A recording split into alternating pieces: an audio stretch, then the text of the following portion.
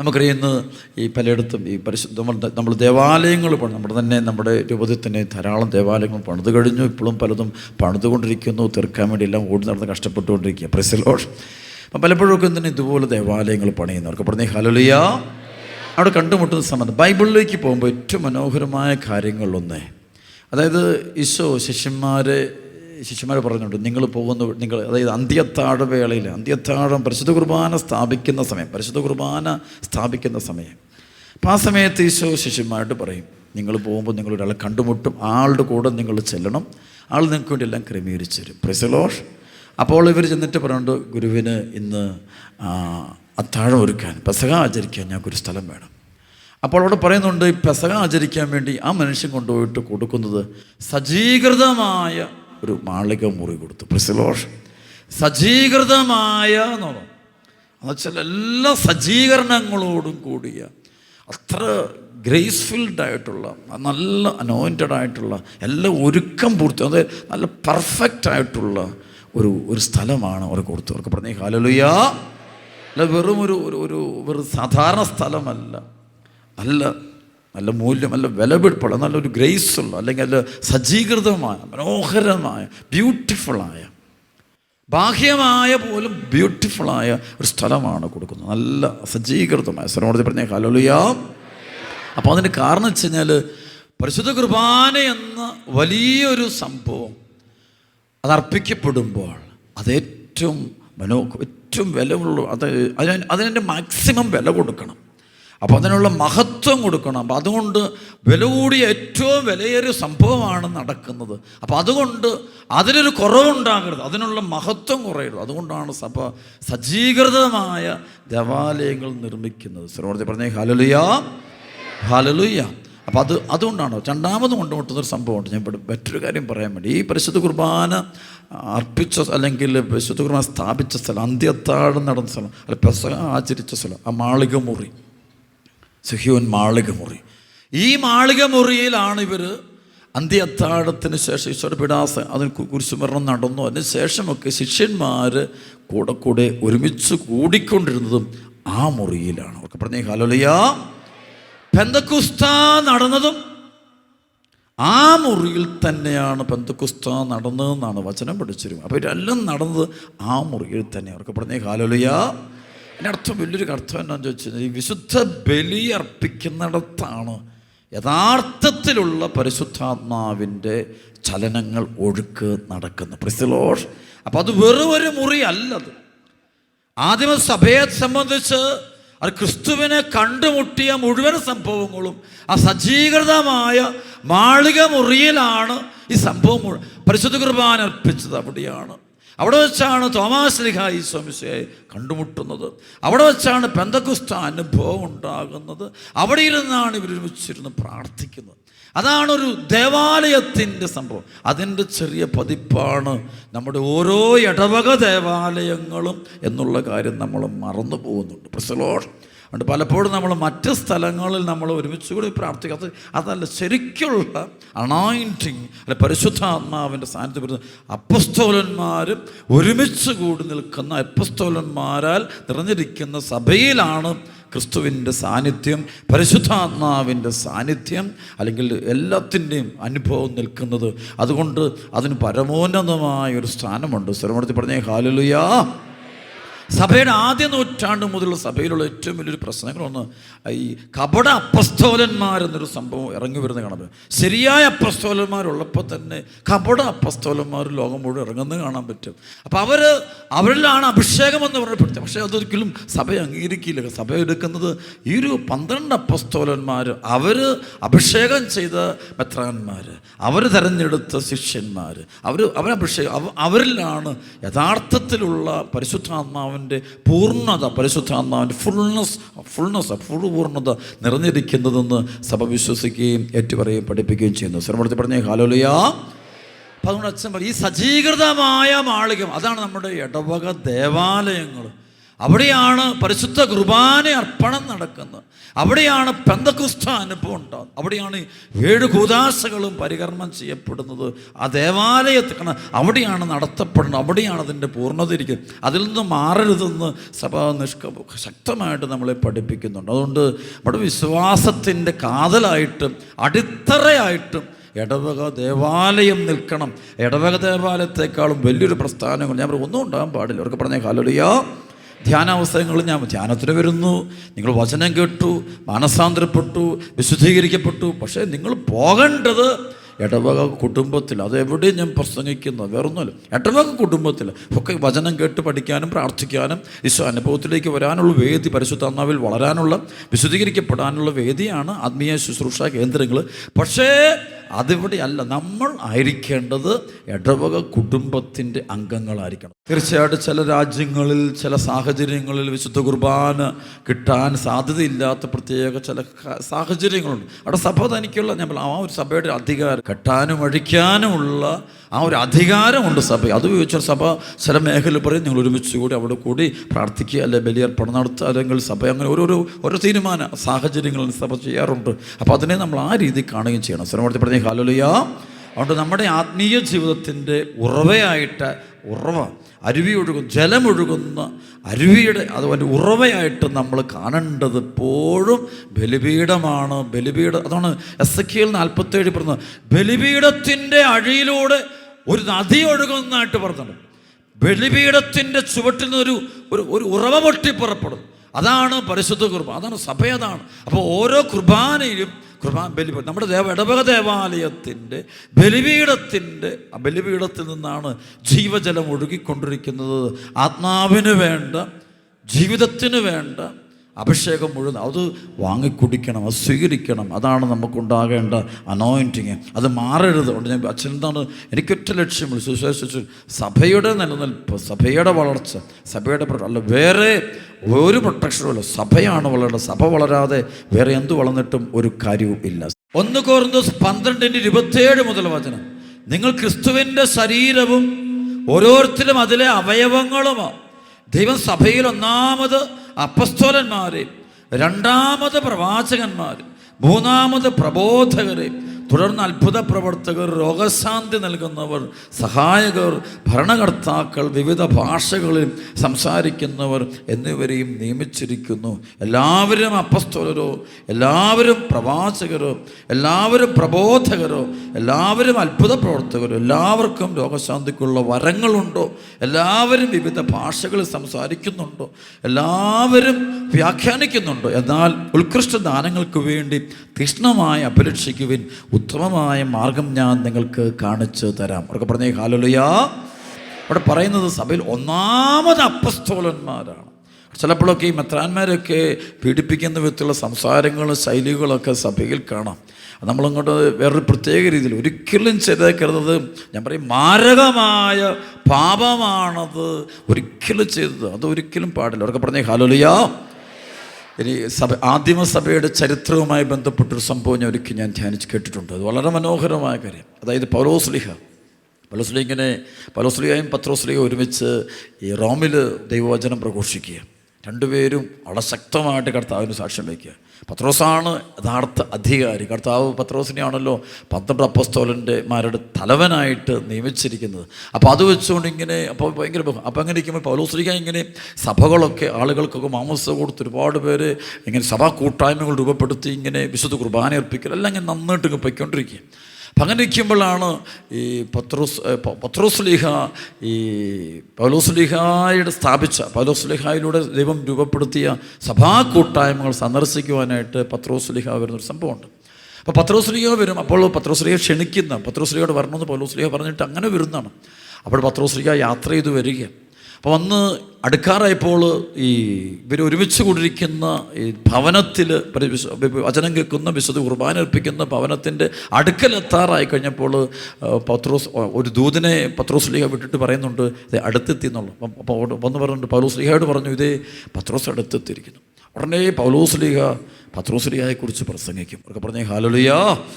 പത്രോസ് ആരാണ്? ക്രിസ്തു തിരഞ്ഞെടുത്തതാണ്. ഈശോ ആണ് പത്രോസിനെ സഭയുടെ തലവനാക്കിയിരിക്കുന്നത്. അനുസരിക്കണം, എല്ലാവരും അനുസരിക്കണം.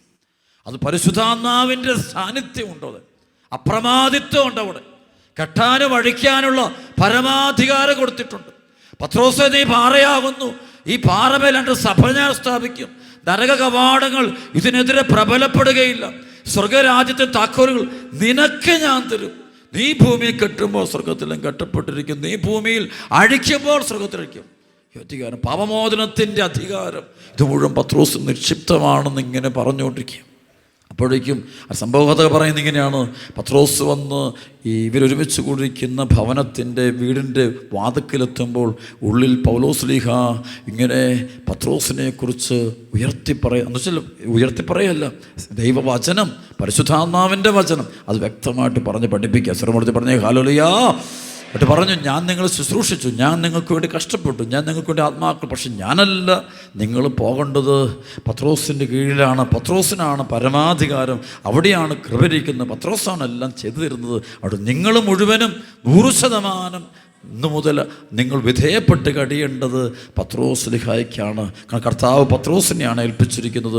ഇതിങ്ങനെ പറയാം. അപ്പം ഇത് കേട്ടുകൊണ്ട് പത്രോസ്ലിഹ ഇത് കേട്ടിട്ട് പത്രോസ്ലിഹ ഈ തന്നെക്കുറിച്ച്, തൻ്റെ മഹത്വത്തെക്കുറിച്ച്, ദൈവം തന്ന വിളിയെക്കുറിച്ച്, കർത്താവ് തന്ന ആത്മീയ അധികാരത്തെക്കുറിച്ച്, ആ സ്വർഗീയമായ അധികാരത്തെക്കുറിച്ച്, ശ്ലൈകിക അധികാരത്തെക്കുറിച്ച് ഓർത്ത് പത്രോസ്ലിഹ ഈ പൗലോസ്ലിഹ ജനത്തോട് സംസാരിച്ചുകൊണ്ടിരിക്കുന്ന ഭവനത്തിന് വെളിയിൽ നിന്നുകൊണ്ട് കരയുന്നതായിട്ട് പറയുന്നുണ്ട്. എന്നിട്ട് അവസാനം പത്രോസ്ലിഹ ഇവരുടെ കൂട്ടത്തിലൂടെ കയറി വരുമ്പോഴേക്കും ഇത് കാണുന്ന പൗലോസ്ലീഹ മുട്ടിമേ നിന്നുകൊണ്ട് പത്രോസിൻ്റെ കാല് ചുംബിച്ചുകൊണ്ട് സമൂഹത്തിലേക്ക് അപ്പം ജനത്തോട് മുഴുവൻ പറയും, എല്ലാവരും മുട്ടിമേ നിന്നുകൊണ്ട് അങ്ങനെ ചെയ്യണമെന്ന് പറയും. കാരണം പത്രോസിൽ ദൈവം തൻ്റെ കൃപയും ദൈവം തൻ്റെ സർവാധികാരവും അത് നിക്ഷിപ്തമാക്കിയെന്ന്, അതിന് മറുചോദ്യമില്ല എന്ന് പറഞ്ഞുകൊണ്ട് സഭയെ പൂർണ്ണമായിട്ടും, അതായത് പൗലോസ്ലീഹ കഷ്ടപ്പെട്ട് അല്ലെങ്കിൽ ഓടി നടന്നുണ്ടാക്കിയ സഭയെ അതിൻ്റെ യഥാർത്ഥ ഉത്തരവാദിത്വമുള്ള ആളുടെ കൈകളിലേക്ക് ഏൽപ്പിക്കുന്നൊരു മനോഹരമായ സംഭവം. അതുകൊണ്ട് പ്രിയപ്പെട്ട ദൈവമക്കളെ, സഭയെ ഭിന്നിപ്പിക്കുന്ന ഒരുപാട് ആളുകൾ ലോകത്തിറങ്ങിയിട്ടുണ്ട്, സൂക്ഷിച്ചോണം. അതാണ് ദുഷ്ടാരൂപികൾ എന്ന് വെച്ച് കഴിഞ്ഞാൽ അതാണ് പരിശുദ്ധാത്മാവിൻ്റെ സഭ, ക്രിസ്തുവിൻ്റെ ചങ്കിൽ നിന്നൊഴുകും. ശരിക്കും സഭ ഉത്ഭവിച്ചത് ഈശോയുടെ ചങ്കിൽ നിന്നാണെന്ന് പറഞ്ഞു. ഈശോയുടെ ചങ്കിൽ ചോരയും ജലവും ഒഴുകി അത് വീഴുന്നത് ആദ്യം വീഴുന്നത് മാരകഭാവി അല്ലെങ്കിൽ ഒരു ഒറ്റക്കണ്ണനായ പടയാളിയുടെ കണ്ണിലേക്കാണ് വീഴ്ത്തപ്പെടുന്നത്. അപ്പോൾ അവനാണ് ഈശോ കാണുന്നത്. അപ്പോൾ ശരിക്കും പറഞ്ഞാൽ സഭ ആരംഭിക്കുന്നവിടെ അവിടെ വെച്ചാണ് വിശ്വാസമായിട്ട് ശരിക്കും സഭയുടെ ഉത്ഭവം അവിടെയാണെന്ന് പറയാം. സർവ്വപ്രതി പറഞ്ഞ ഹല്ലേലൂയ. അതിൻ്റെ ഔദ്യോഗികമായ ഇനാഗുറേഷൻ നടക്കുന്നു, പെന്തക്കോസ്താ ദിനത്തിൽ നടക്കുന്നു, പരിശുദ്ധാത്മാവിൻ്റെ വലിയ പ്രവർത്തനം നടക്കുന്നു. അപ്പോൾ ഈ സഭ അത് നടക്കുന്നത് ആ മാളിക മുറിയിലാണ്. ഇത് മുഴുവൻ നടക്കുന്നത് സജ്ജീകൃതമായ മാളിക മുറിക്കുള്ളിലാണ്, സഭയ്ക്കുള്ളിലാണത്, ബലിപീഠത്തിൻ്റെ അടുക്കലാണത്, പരിശുദ്ധ കുർബാന അർപ്പിക്കുന്ന സ്ഥലത്താണ് സംഭവിച്ചത്. അവിടെയാണ് പെന്തക്കോസ്താ നടക്കേണ്ടത്, അവിടെയാണ് നടക്കേണ്ടത്, അവിടെയാണ്. അതുകൊണ്ടാണ് പൗലോസ് യോഹന്നാൻ അപ്പോസ്തലൻ പറയും, 1 യോഹന്നാൻ 4:1 നല്ലൊരു വചനം. അതെ, എല്ലാ ആത്മാക്കളെയും നിങ്ങൾ വിശ്വസിക്കരുത്, ശരിയായ ആത്മാവ് ഏതാണെന്ന് വിവേചിച്ചറിഞ്ഞ് നിങ്ങൾ അതിൻ്റെ പിന്നാലെ പോകണം. സ്വരപ്പെടുത്തി പറഞ്ഞേ ഹല്ലേലൂയ. ഒരുപാട് അത്ഭുതങ്ങളും അടയാളങ്ങളും രോഗശാന്തികളും ഒക്കെ ലോകത്ത് അവിടെ ഇവിടെയൊക്കെ നടക്കും. പക്ഷേ നിങ്ങൾ വിവേചിച്ചറിയണം എവിടെയാണ് നടക്കുന്നത്, സഭയ്ക്കുള്ളിൽ നടക്കുന്നത്, സഭയ്ക്കുള്ളിൽ നടക്കുക. അതാണ് സഭ എപ്പോഴും പല കാര്യങ്ങളും വളരെ ശ്രദ്ധാലുവാണ് സഭ പെട്ടെന്ന് ഒരിക്കലും ഒരു തീരുമാനത്തിലൂടെ ഇറങ്ങത്തില്ല. സഭ പഠിക്കും, പ്രാർത്ഥിക്കും. ചിലപ്പോൾ നമുക്ക് എന്തുണ്ടോ സഭ അങ്ങനെയൊക്കെ ചെയ്യുന്നത്, അത് പരിശുദ്ധാത്മാവിൻ്റെ പ്രവർത്തനം. നമുക്കവിടെ ചോദിക്കണം, എളിമയോട് നിന്ന് കൊടുക്കുക. ഈ കാലയളവിൽ മനുഷ്യൻ്റെ പ്രശ്നം ബുദ്ധി കൂടുമ്പോൾ അവൻ ചില തെറ്റായ വിധത്തിൽ കാര്യങ്ങളെ കണ്ടിട്ട് സഭയിൽ വെളിയിൽ ഇറങ്ങുന്നതുകൊണ്ടുള്ള ഒരു ആധ്യാത്മിക ജീവിതത്തോട്ട് അത് ഭയങ്കര അപകടം ചെയ്യും. അതുകൊണ്ട് സഭയ്ക്കുള്ളിലാണ് നമ്മൾ നിൽക്കുന്നതെങ്കിൽ ഞാൻ പറയും അവിടെ എല്ലാ അനുഗ്രഹങ്ങളും കർത്താവ് നമുക്ക് തരും. അവർക്ക് പറഞ്ഞേ ഹല്ലേലൂയ. സകല അനുഗ്രഹങ്ങളുടെ ഉറവയാണ് സഭ, സകല അനുഗ്രഹ നന്മകളുടെ ഉറവയാണ് സഭ, ദേവാലയം. അപ്പോൾ സജ്ജീകൃതമായത്. ഇപ്പോൾ നല്ലൊരു പള്ളിയൊക്കെ പണിയാനായിട്ട് തീരുമാനങ്ങൾ കൊടുക്കുമ്പോൾ ചിലപ്പോൾ എന്തിനാണ്, ചിലപ്പോൾ നമ്മളൊക്കെ പറയും, ചിലത് നമുക്കറിയാം ഒരു ഓവറായിട്ട് പോകാറുണ്ട് സഭ. ശരിക്കും അത് ചിലതൊക്കെ അത് നമ്മൾ നമ്മുടെ പേരിനും പെരുമയ്ക്കും ചാടയ്ക്കും വേണ്ടി പള്ളി പണിയാതിരിക്കുക. പ്രസലോഷ് അത് നമ്മൾ ചെയ്യേണ്ടതുള്ളൂ. ക്രിസ്തുവിന് വേണ്ടി, സഭയ്ക്ക് വേണ്ടി, ആത്മരക്ഷയ്ക്ക് വേണ്ടി, അത് ക്രിസ്തുവിന് മഹത്വം കൊടുക്കാൻ വേണ്ടി, ക്രിസ്തുവിന് നാമം ഉയരാൻ വേണ്ടി. ഈശോയ്ക്ക് ഒരു കുറവുണ്ടാകരുത്. ഈശോയുടെ ഞാൻ പോലും കർത്താവിന് ഒരു കൊടുക്കുകയാണ്. സർവ്വത്തിൽ പറഞ്ഞ ഹല്ലേലൂയ. സോളമൻ ദേവാലയം, പഴയ നിയമത്തിൻ്റെ ജെറുസലേം ദേവാലയം പണിയുമ്പോൾ അതിൻ്റെ തുകയൊന്നും ഇന്നത്തെ മനുഷ്യന് ചിന്തിക്കാൻ പോലും പറ്റിയല്ലെന്ന് പറഞ്ഞു. കോടിക്കോടികൾ വരുന്നതാണ്, നമുക്കൊന്നും പറയാൻ പറ്റില്ല. അതുപോലെ മനോഹരമായ ദൈവത്തിന് ആലയം പണി. അപ്പോൾ അതിനൊരു മഹത്വമുണ്ട്. അപ്പോൾ അവിടെയാണ് ദൈവജനം. അപ്പോൾ അതോടെയൊക്കെ നമ്മൾ ചിലരോട് ഒരുപാട് വിമർശിക്കുന്നവരും കുറ്റം പറയുന്നവരും പക തീർക്കുന്ന ആൾക്കാരുണ്ട്. ഇതൊക്കെ അവർ ക്രിസ്തു അവർക്ക് ഈശോയ്ക്ക്, അവരുടെ ജീവിതത്തിൽ ഈശോയ്ക്ക് ഒരു വിലയില്ല, സുവിശേഷത്തിന് വിലയില്ല, പരിശുദ്ധ കുർബാനയ്ക്ക് വിലയില്ല, ബലിപീഠത്തിന് വിലയില്ല. അവരതിനേക്കാൾ മറ്റു പലതിനാണ് ഒന്നാം സ്ഥാനം. നമുക്കൊരു യൂദാസിൻ്റെ ദൈവശാസ്ത്രം ഉണ്ടല്ലോ. അതായത് ഈശോ ലാസറിൻ്റെ ഭവനത്തിരിക്കുമ്പോൾ മറിയം ഒരു സുഗന്ധക്കൂട്ട് വലിയൊരു വലിയ ഒത്തിരിയേറെ അതിന് പറയുന്നുണ്ട്. സർവ്വ പറഞ്ഞേ ഹല്ലേലൂയാ, ഈശോയെ നന്ദി ഒക്കെ പറഞ്ഞേ ഹല്ലേലൂയാ. അതായത് യോഹന്നാൻ 12:5 പറയും, ഈ തൈലം 300 ദനാറയ്ക്ക് വിറ്റ് ദരിദ്രർക്ക് കൊടുത്തില്ലേ? എന്തുകൊണ്ട് കൊടുത്തില്ല? അതുകൊണ്ട് 300 ദനാറ വരുന്നു. അപ്പോൾ നല്ലൊരു തുക, ലക്ഷക്കണക്കിന് രൂപ കിട്ടുന്നത്. അപ്പോൾ അത് മുഴുവനുമാണ് ഈ മറിയം ഇത് പൊട്ടിച്ച് കർത്താവിൻ്റെ കാലയിൽ ഒഴുക്കുകയാണ്, കൈകാലിൽ ഒഴുക്കുന്ന, ശിരസിലൊഴുക്കുന്ന ഒരു വലിയൊരു സംഭവം ഉണ്ടാകുകയാണ്. ഒരു വീട്ടിൽ നടക്കുന്ന സംഭവമാണ്. അപ്പോൾ ഇതാണ് യൂദാസ് പെട്ടത്. എന്തിനിത് അവൻ പറയുന്നുണ്ട്, എന്തുകൊണ്ടിത് 300 ദനാറയ്ക്ക് വിറ്റ് ദരിദ്രർക്ക് കൊടുക്കും, നമുക്ക് പാവങ്ങളെ സഹായിക്കുക. അത് വെറുതെ അതൊന്നുമല്ല. അതിൻ്റെ കാരണം വീണ്ടും ഉണ്ട്. അപ്പോൾ ശരിക്കും യൂദാസിൻ്റെ പ്രശ്നമുണ്ട്. അവർക്ക് പറഞ്ഞേ ഹല്ലേലൂയാ. യൂദാസും മറിയവും തമ്മിലുള്ള വ്യത്യാസം, മറിയത്തിന് 300 ദനാറയുടെ സുഗന്ധ തൈലത്തെക്കാളും വില യേശുക്രിസ്തുവിന്, ഈശോ മിശിഹായ്ക്കാണ്. എന്നാൽ യൂദാസിന് ഈശോ മിശിഹായെക്കാളും വില ഈ 300 ദനാറയ്ക്കുള്ള ഈ സുഗന്ധ തൈലത്തിന്. പ്രസലോഷ്. അതായത് മറിയത്തിന് ഒന്നാം സ്ഥാനം ഈശോയ്ക്കാണ്, യൂദാസിന് ഒന്നാം സ്ഥാനം പണത്തിന്. അവിടെ ചിലർ പാവങ്ങളുടെ പക്ഷമൊക്കെ പറയുന്ന ചില കപടന്മാരുണ്ട്. പ്രസലോട് അവർ പറയും വലിയ ആധ്യാത്മികത പറയും, ദരിദ്രനോടൊക്കെ ഭയങ്കര അനുകമ്പ കേൾക്കും, വലിയ ശാസ്ത്രം. പക്ഷേ അവൻ്റെ ജീവിതത്തിൽ അവൻ ആത്മാർത്ഥമായിട്ട് ഒരു പാവപ്പെട്ടവനെയും ഇന്നേ അവർ സഹായിച്ചിട്ടില്ല. അവർക്ക് പറഞ്ഞേ ഹല്ലേലൂയാ. ഒരു പാവപ്പെട്ടവനെ ആത്മാർത്ഥമായിട്ട് സഹായിച്ചിട്ടില്ല. എന്തെങ്കിലും 100, 500, 1000 രൂപ കൊടുത്തിട്ട് ഭയങ്കരമായിട്ട് ബഹളം വെക്കും, അല്ലാതെ ഒന്നും കൊടുത്തു. പക്ഷേ ഇതാണ് യൂദാസിൻ്റെ ആത്മീയ. ചിലപ്പോൾ നമ്മളിലൊക്കെ സഭയുടെ ചില വളർച്ച, സഭയുടെ ഇടവക ദേവാലയം, സഭയുടെ വളർച്ച, ആത്മീയത, അല്ലെങ്കിൽ സജ്ജീകൃതമായ മാളികമുറി, ഒരു രാജകൊട്ടാരം പോലെ. മാളികമുറി എന്ന് പറയുമ്പോൾ രാജകൊട്ടാരം പോലെ തന്നെയാണ്. അതുപോലെ കർത്താവിൻ്റെ കാൽവരി ബലി, പരിശുദ്ധ കുർബാന, ആ അർപ്പണം നടക്കുന്ന സ്ഥലത്തിന് കൊടുക്കുന്നൊരു മഹത്വത്തിൻ്റെ അർത്ഥമുണ്ടത്. അത് കൊടുക്കുക. അപ്പോൾ അതൊരു ഓവറാകുന്നില്ല, നമ്മളതിനൊരു വേണ്ടാത്തതല്ല, അതൊരു വിശുദ്ധി, അതിനൊരു വില കൊടുക്കത്തക്ക രീതിയിൽ ചെയ്യേണ്ട ഒരു സംഭവം. അത് ചിലപ്പോൾ നമ്മൾ തരം താഴ്ത്തി കാണാറുണ്ട്. അത് ഞാൻ പറഞ്ഞത് പക്ഷെ ഇത് ബാഹ്യമ ഉണ്ടാക്കിയിട്ടും കാര്യമില്ല. അകത്തുള്ള ദൈവമക്കൾ തങ്ങളുടെ വ്യക്തിപരമായ ആത്മീയത, ശരീരമാകുന്ന ദേവാലയത്തെ അതുപോലെ വിലപ്പിടിപ്പാട്ട് കാണണം. കർത്താവിൻ്റെ രണ്ടാമത്തെ പുനരുത്ഥാനം, നമ്മുടെ പുനരുത്ഥാനത്തിൻ്റെ വളരെ. അപ്പോൾ ഈശോയുടെ രണ്ടാമത്തെ ആഗമനത്തിൽ പുനരുത്ഥാനം നടക്കുമ്പോൾ നമ്മുടെ ശരീരങ്ങളെല്ലാം ഉയർത്തെഴുന്നേറ്റ് മഹത്വത്തിൻ്റെ മുമ്പിൽ നിന്നുകൊണ്ട് ദൈവത്തെ ആരാധിക്കേണ്ടതാണ്. സർവ്വത്തിൽ പറഞ്ഞേ ഹല്ലേലൂയാ. അപ്പോൾ അതിനൊന്നാം സ്ഥാനമുണ്ട്, തീർച്ചയായിട്ടും ഉണ്ട്. വെറും ചിലരുണ്ട് ബാഹ്യമായതിന് മാത്രം പ്രാധാന്യം, അത് കൊടുത്തിട്ട് കാര്യമില്ല. നമ്മുടെ ആത്മീയ ജീവിതത്തിൻ്റെ വളർച്ചയുടെ ഏറ്റവും ഭാഗമായിരിക്കട്ടെ ദേവാലയ കേന്ദ്രീകൃതമായ ഒരു ആധ്യാത്മിക ജീവിതം. ബൈബിളിൽ പഠിക്കുമ്പോൾ നമുക്ക് കാണാൻ പറ്റുമേ, ലൂക്കാസ് സുവിശേഷത്തിൻ്റെ 2-ാമത്തെ അധ്യായത്തിൽ ഉണ്ണിമിശിഹായെ പരിശുദ്ധ അമ്മയും യേശുപിതാവും കൂടെ ദേവാലയത്തിൽ കൊണ്ടുവന്ന് കാഴ്ചവെക്കുന്ന ഒരു മനോഹരമായ അനുഗ്രഹത്തിൻ്റെ സമയം കാണാൻ പറ്റും. അവിടെ അത് കഴിയുമ്പോൾ ഒരു വലിയ അത്ഭുതം ഉണ്ടാകും. ശിമയോൻ ആത്മാവിൽ നിറഞ്ഞ് ദൈവത്തെ മഹത്വപ്പെടുത്തുമ്പോൾ അവിടെ ഫനുവേലിൻ്റെ പുത്രിയും ആഷേർ വംശജയുമായ അന്ന എന്നൊരു പ്രവാചികയും അവിടെ ഉണ്ടായിരുന്നു. ഇവൾ കന്യകാപ്രായം മുതൽ 7 വർഷം ഭർത്താവിനോടൊത്ത് ജീവിച്ചു. 84 വയസ്സായ ഈ വിധവ ദേവാലയം വിട്ടുപോകാതെ, കേട്ടോണം, ദേവാലയം വിട്ടുപോകാതെ രാപകൽ ദൈവത്തെ സ്തുതിച്ചുകൊണ്ട് ഉപവാസത്തിലും പ്രാർത്ഥനയിലും കഴിയുകയായിരുന്നു. അവൾ അപ്പോൾ തന്നെ മുൻപോട്ട് വന്ന് ദൈവത്തെ സ്തുതിക്കുകയും ജെറുസലേമിൽ രക്ഷ പ്രതീക്ഷിച്ചിരുന്നു കൊണ്ടിരുന്ന എല്ലാവരോടും ശിശുവിനെ കുറിച്ച് സംസാരിക്കുകയും ചെയ്തു. അവിടെ കാണും അന്ന് ദേവാലയം വിട്ടുപോയി. ശരിക്കും ധ്യാനിക്കുമ്പോൾ 80 വയസ്സാണ് അവർ. കന്യകാപ്രായം കഴിഞ്ഞതിന് ശേഷം വിധവയായി തീരുന്ന ഈ മകൾ ഈ 60 ഏകദേശം 10-60ഓളം വർഷങ്ങളെങ്കിലും ദേവാലയം വിട്ടുപോകാതെ അവിടെ കഴിയുന്നു. ദേവാലയം വിട്ടുപോകാതെ കഴിയുന്നുണ്ടോ? ദേവാലയത്തിൽ രക്ഷകൻ വരും. ദേവാലയത്തിൽ വരുന്ന രക്ഷകനാണ് യഥാർത്ഥ രക്ഷകനെന്ന് തിരിച്ചറിഞ്ഞു. ഒക്കെ പറഞ്ഞേ ഹല്ലേലൂയാ. ദേവാലയത്തിൽ വരുന്നത്. അതാണ് ബലിപീഠം, അതാണ് കാത്തിരി. അതുകൊണ്ട് നമ്മളും ദേവാലയത്തെ നമ്മളത് വെറും ഒരു പള്ളിക്കൂടം പോലെയോ ഒരു കെട്ടിടം പോലെയോ നമ്മൾ കാണരുത്. അതൊരു മഹത്വത്തിൻ്റെ ആലയമാണ്. അത് വിശുദ്ധ കുർബാനയുടെ സ്ഥലമാണ്. കാൽവരി വരിയുടെ സംഭവമാണത്. സഭ ഒരുമിച്ച് കൂടെ സംഭവമാണ്. അവിടെ സഭയുടെ കൂട്ടായ്മ നടക്കുന്ന സ്ഥലമാണ്. അതിന് കൊടുക്കേണ്ട വിലയും മഹത്വവും നമ്മൾ കൊടുക്കണം. അത് ക്രിസ്തുവിൻ്റെ ഭൗതിക ശരീരമാണത്. ക്രിസ്തു തന്നെ അവിടെ ഉണ്ട്. അവിടെയാണ് പെന്തക്കോസ്താ നടക്കുന്നത്. അവിടെയാണ് എല്ലാ സംഭവവും നടക്കുന്നത്. അപ്പോൾ അത് നമ്മൾ തിരിച്ചറിയാൻ തയ്യാറാകണം.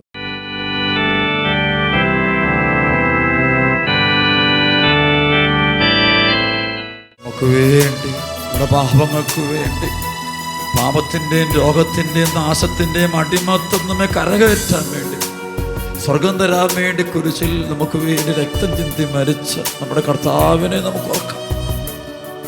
ആ മുറിവിൽ നമ്മുടെ വേദനകളും രോഗങ്ങളും കണ്ണീരുകളും മനസ്സിൻ്റെ ബന്ധനങ്ങളും മനസ്സിൻ്റെ വിഷമങ്ങളും സമർപ്പിക്കാം. തിരുമുറിവിൽ കണ്ടു നിൻ സ്നേഹത്തെ സൗഖ്യമാക്കും യേശുവിൻ ശക്തിയെ. തിരുമുറിവിൽ കണ്ടു നിൻ സ്നേഹത്തെ സൗഖ്യമാക്കും യേശുവിൻ ശക്തിയെ. പകരം എന്തു നൽകും ഞാനിനി, എന്നാരോഗ്യം ഞാൻ നൽകുന്നു നാഥനാ. പകരം എന്തു നൽകും ഞാനിനി, എന്നാരോഗ്യം ഞാൻ നൽകുന്നു നാഥനാ.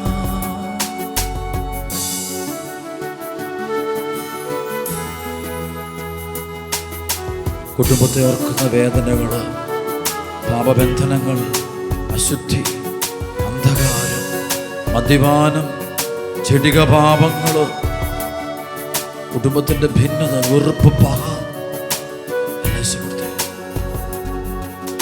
ആടിപ്പീണരിൽ കണ്ടു നിൻ സ്നേഹത്തെ സൗഖ്യമാക്കും യേശുവിൻ ശക്തിയെ.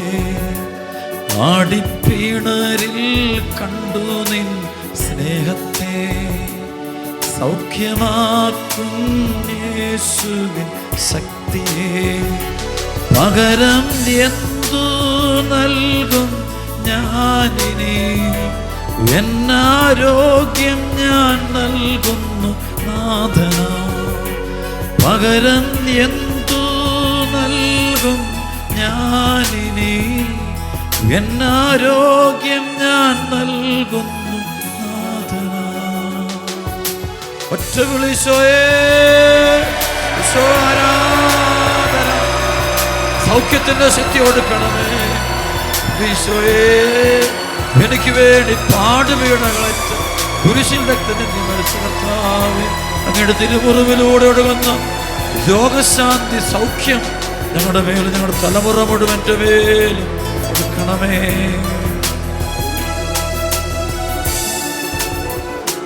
നിൻ ശരീരം തകർത്തു നീ ഞങ്ങൾക്കാ, ശുദ്ധരക്തം ചിന്തി നീ ഞങ്ങൾക്കാ. നിൻ ശരീരം തകർത്തു നീ ഞങ്ങൾക്കാ, ശുദ്ധരക്തം ചിന്തി നീ ഞങ്ങൾക്കാ. പകരം എന്തു നൽകും ഞാനിനി, അന്ത്യത്തോളം ഞാൻ ജീവിക്കും നാഥനാ. പകരം എന്തു നൽകും ഞാനിനി, അന്ത്യത്തോളം ഞാൻ ജീവിക്കും നാഥനാ.